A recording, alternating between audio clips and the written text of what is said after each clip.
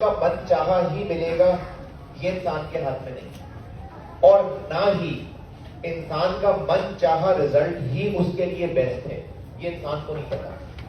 کئی زندگی میں ایسے واقعات ہوتے ہیں جو انسان کو لگتا ہے کہ یہ میرے ساتھ کیا ہوا، میں نے جو اتنی محنت کی تھی، وہ جو مجھ سے نالائق لوگ تھے وہ پاس ہو گئے، جن کو میں پڑھاتا تھا وہ پاس ہو گئے، میرا پیپر رہ گیا، یا پیپر اچھا نہیں ہوا اور پاس ہو جاتے ہیں۔ تو جو محنت کرنی ہے نا، آپ کا کام ہے محنت کرنا، وہ ہو گئی ہے ہونی، پیپر دینا آپ کا کام تھا، آپ نے دے دیا۔ اس کے بعد رزلٹ آپ کے کنٹرول میں نہیں ہے۔ ہاں، ہمارا کام ہے دعا کرنا، اور ایک حدیث کا مفہوم ہے کہ اللہ تعالیٰ کی ذات میں نا حیا کی ایک صفت ہے، تو جب انسان دعا کے لیے ہاتھ اٹھاتا ہے تو اللہ کو وہ رد کرتے ہوئے حیا محسوس ہوتی ہے، اس لیے انسان اللہ کی دعا رد نہیں کرتے۔ اللہ تعالیٰ بالکل دعا رد نہیں کرتے، اور دعا رد نہ کرنے کا مطلب من چاہا فوراً مل جانا نہیں ہوتا۔ کچھ بچے نا بہت مایوس ہو جاتے ہیں، جو بھی رزلٹ ہے، دیکھیں آپ نے محنت کرنی تھی، کر لی، پیپر ہو گیا، رزلٹ بن گیا، اور بے شک جتنا مرضی میں یہ چاہ بھی لوں کہ سارے لوگ پاس ہو جائیں گے، اسٹیٹس نہیں ہے کہ نہیں ہوتے ہیں۔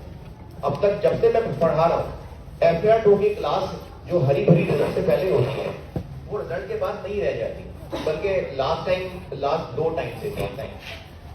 کب بنے گروپ اے بھی 3 ہو گئے نا؟ ہاں، اسپرنگ 22، آٹم 22 اور اسپرنگ 23۔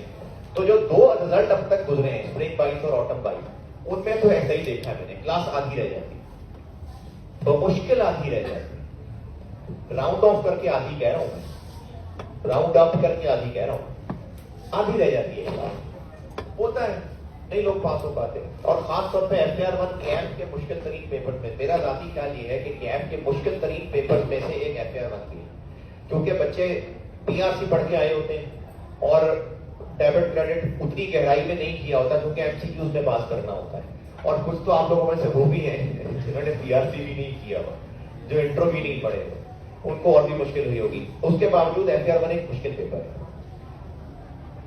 اب وہ بچے جو نہیں پاس کر سکیں گے وہ پھر مایوس ہونے لگ جاتے ہیں کہ اللہ تعالیٰ میری دعائیں نہیں سنتا۔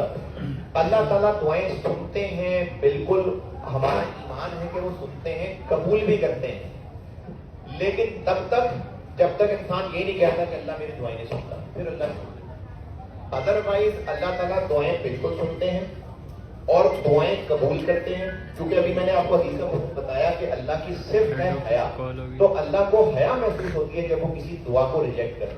اللہ کی ذات جو ہے نا غیور ذات ہے، اللہ کو حیا محسوس ہوتی ہے اگر وہ دعا ریجیکٹ کرے تو۔ لیکن دعا کی قبولیت میرے بیٹے من چاہا ملنا نہیں ہے۔ دعا کی قبولیت 2-3 شکلوں میں ہو سکتی ہے، یا تو جو من چاہا ہے وہ واقعی مل جائے فوراً یا بعد میں، اور جب بھی ملے گا نا وہ تبھی ہی بیسٹ ہوگا ملنا، یا پھر اللہ تعالیٰ اس کے بدلے کچھ اور بہتر دے دیتے ہیں جو ہمیں نہیں لگ رہا ہوتا لیکن بعد میں ریلائز ہوتا ہے، یا پھر یہ ساری کی ساری دعائیں کیریڈ فارورڈ ہو جاتی ہیں، اور جب کیریڈ فارورڈ ہوں گی اور قیامت کا دن آئے گا تب یہ براڈ فارورڈ ہوں گی، اور اس وقت اللہ تعالیٰ ان ساری وہ دعائیں جو قیامت میں براڈ فارورڈ ہوئی ہیں تب ان کا تب اجر دیں گے، اور تب انسان یہ خواہش کرے گا کہ میری دنیا میں کاش کوئی دعا قبول نہ ہوئی ہوتی، کیونکہ جب وہ اپنی ناقبول ہوئی دعاؤں کا رزلٹ آخرت میں دیکھے گا تو پھر وہ چاہے گا کہ کاش دنیا میں کوئی دعا قبول نہ ہوئی ہوتی۔ تو اللہ دعا رد نہیں کرتے، آپ کا کام ہے دعائیں کرنا۔ دعا کب تک کرنا؟ جب تک آپ رزلٹ نہیں دیکھ لیتے، کیونکہ اگر آپ یہ سوچیں کہ پیپر تو ہو گیا، رزلٹ تو بن گیا، اب دعاؤں سے کیا ہوگا، تو اللہ تعالیٰ نے آپ کی دعاؤں کی قبولیت اپنے علم کے مطابق، کیا اللہ کو یہ نہیں پتا کہ آپ نے 1 مئی 2023 کو صبح کیا دعا کرنی؟ یہ 1 مئی کو اچانک اللہ کو پتا چلے؟ اللہ تعالیٰ کو پہلے ہی سارا علم ہے۔ تو ہو سکتا ہے کہ آپ نے وہ جو 30 اپریل کی رات کو دعا کرنی ہے وہ اللہ کو اتنی پسند آنی ہے کہ اسی کی قبولیت کے اندر ہی آپ پیپر اچھا کر رہے تھے، اسی کی قبولیت کے اندر ہی پیپر مارک کرنے والا سافٹ ہارٹڈ تھا، یہ اسی دعا کی قبولیت میں ہی پہلے ہو گیا ہوا۔ تو یہ دعاؤں میں کوئی فل سٹاپ نہیں ہے، آپ رزلٹ تک مانگتے رہیے دعا، اور اس کے بعد یہ تسلی رکھیے گا کہ جو بھی رزلٹ ہوگا وہ آپ کے لیے بہتر ہے.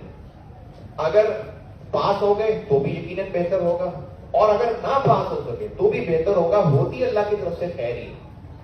ایک پہلے میں نے کسی کلاس میں کسی بیان میں اسٹوری بھی بتائی تھی. ایک ایسی اسٹوری تھی ہے, شاید تھی. ایک بادشاہ کا نا وزیر اس کے ساتھ پھرتا تھا, اور وہ وزیر کا ایک تکیہ کلام تھا کہ جو ہوتا ہے وہ اچھے کے لیے ہوتا ہے.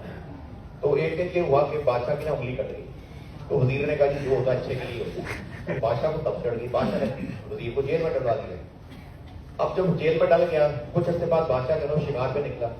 اب وہ اپنے سپاہیوں کے ساتھ جنگل میں تھا, اور وہ اس کا گھوڑا پھدک گیا. وہ بھاگ کے بادشاہ کو بھگا کے لے گیا. اب وہ بادشاہ جب بھگا گیا تو وہاں جنگلیوں نے پکڑ لیا اس کو. اب وہ جنگلی تھے, وہ عادت خور تھے. انہوں نے بادشاہ کو پکڑا, وہ اپنے خدا کی قربانی کے لیے لے کے جا رہے تھے. اب جب انہوں نے بادشاہ کو دیکھا کہ اس کو انگلی کٹی ہوئی ہے, تو ایک بزرگ نے کہا کہ اس کو رہنے دو, یہ تو انفٹ ہے. اس کو چھوڑ دیا. تو اب وہ جب چھوڑ دیا تو بادشاہ پھر بھاگتے بھاگتے اپنے سپاہیوں سے مل گیا اور محل میں آ گیا. اب محل میں آ کے اس کو وزیر کی بات یاد آئی کہ وزیر کہتا تھا کہ جو ہوتا ہے اچھے کے لیے ہوتا ہے. تو وزیر کو بلوایا, یار کہ تم نے تو بات صحیح کی تھی, میری انگلی کٹ گئی تھی, اگر انگلی نہ کٹتی تو منڈی کٹ جانے کی آتی, تو انگلی کٹ گئی تو خیر. اس نے وکیل سے پوچھا, وزیر سے, کہ چلو میرے لیے تو یہ اچھا ہوا, تم جو بیچارے جیل میں پڑے رہے تمہارے لیے اس میں کیا اچھا تھا؟ تو اس نے کہا اگر میں جیل میں نہ ہوتا تو میں آپ کے ساتھ ہوتا. تو آپ انفٹ سے, میں تو انفٹ نہیں تھا, تو وہ میری قربانی ہو جاتی. تو جو ہوتا ہے وہ اچھے کے لیے ہوتا ہے. تو آپ کا کام ہے دعا کرنا, اس کے بعد رزلٹ جو بھی ہو اس میں مایوسی نہیں ہو, کیونکہ مایوسی جو ہوتی ہے نا وہ انسان کو کفر کی طرف لے جاتی ہے. تو اپنے لیے بھی دعا کرنے, ابھی آپ بھی کر لیں, میں بھی کر لیتا ہوں. میرے لیے بھی دعا کرنے کو میڈل سرٹیفکیٹ کے لیے, اور اپنے سب کے لیے خلوص کے ساتھ دعا کر لیں, اور اللہ تعالیٰ سب کے لیے